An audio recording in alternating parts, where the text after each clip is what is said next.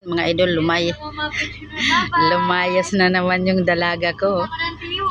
Pupunta daw siya ng Tiway.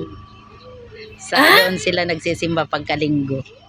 May gawain kasi sila pagka Biyernes. Ayan.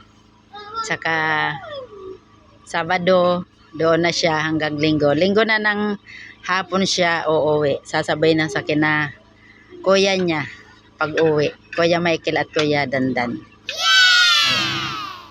Tayas talaga tong dalaga ko. Hindi mapakali ng bahay. Pero sige lang. Kasi nag-aaral naman siya ng mabuti. At saka ayaw pa niya mag-boyfriend. Ayaw pa niya, magtatapos daw muna siya ng pag-aaral. Very good naman.